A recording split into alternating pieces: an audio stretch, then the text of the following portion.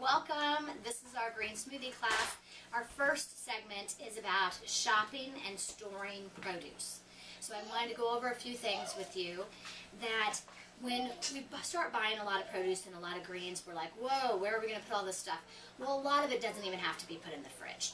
So when you're buying citrus, like lemons, limes, grapefruit, oranges, tangerines, and also like bananas, you can store all of those things out in your kitchen, out on the counter, in fruit bowls, in different ways. Apples, pears, also things like that. But if you are buying quite a bit of them, you're buying them in bulk, you're getting a great big bag, then you may want to put part of it in the fridge.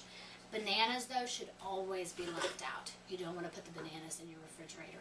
And if they start getting too ripe, peel the bananas, put them in a Ziploc bag, and freeze them. And then you can use them straight out of the freezer in your smoothie. So if they're on sale somewhere, or if you just want to store a lot of them that way because you prefer the taste or the texture of the frozen bananas, that's fine too. We keep a lot of bananas around in our kitchen, and they're just all around. Another thing that's really great is using frozen foods. So frozen berries are available all year long, and you can get a lot of different ones. These are organic raspberries that we found at Costco that I was really excited about. And also these were at Costco, which is a blend, the mixed berry blend, which is nice. Green-wise, and fruit-wise, all foods-wise, it's best to buy local or to grow your own. We all know that. And that'd be great. And there's so many farmers out there to support in your area. But right now, we live in Lee Summit, Missouri, which is outside of Kansas City. It's completely white with snow right now. Frozen. There is nothing being grown probably right now, unless maybe somebody's hot house, they're getting a little bit of greens. But we're right now in a phase where we have to buy our greens places. So we shop at our local Hy-Vee grocery store. Nature's Pantry and Independence is a great store. They're locally owned and small, and they sell only organic produce, which is really nice. We also shop at Costco. And you will find places in your area that have lots of foods also available, and ask your friends, ask your family, where are you getting good deals on organic food? And it doesn't all have to be organic. Do the best that you can. We try to do as many organics as possible, and we try to grow as much as we can in the summer months also. So, some tips about eating a variety of fruits and vegetables that I wanted to talk about. One of the reasons I love this mixed berry blend is because you're getting blueberries, blackberries, and raspberries all in one bag that you can use in a smoothie, and right there you're getting 3 different berries. So if I'm mixing oranges and mixed berries, I'm getting like 4 different fruits in my smoothie right there, and it tastes really yummy too. But I like to have the separate ones also, especially if you're going for a certain kind of taste. Because the mixed berry one, you are getting a mix. Also, the baby kale that they have at Costco now, this huge bag, I'm going to show you, it's great because you don't have to de-stem it like you do a big bunch of kale. Sometimes if you're not using a Vitamix blender or a Blendtec or another high-speed blender, you may want to de-stem things.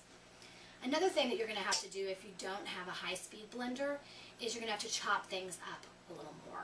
And we'll talk about that a little more in the next segment.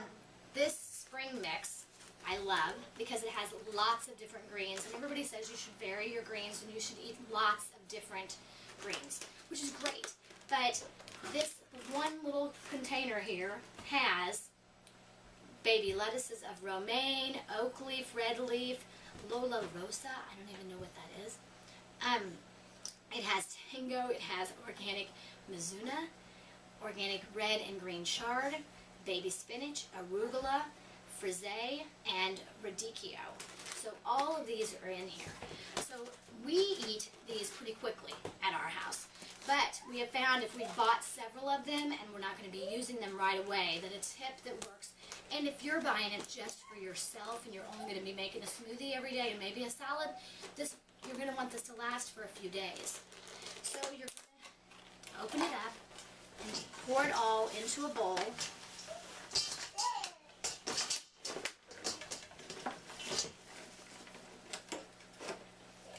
And you can kind of see how how many greens are in there once you do this too. It feels like a lot more than just what's in here.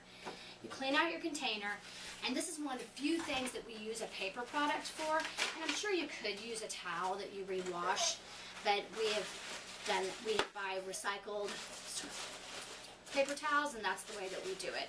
So I put paper towel in the bottom of the container, kind of going up on the sides a little bit, and then you put a layer, a couple of big handfuls, maybe 3 handfuls of the greens in there. Then you put another layer of paper.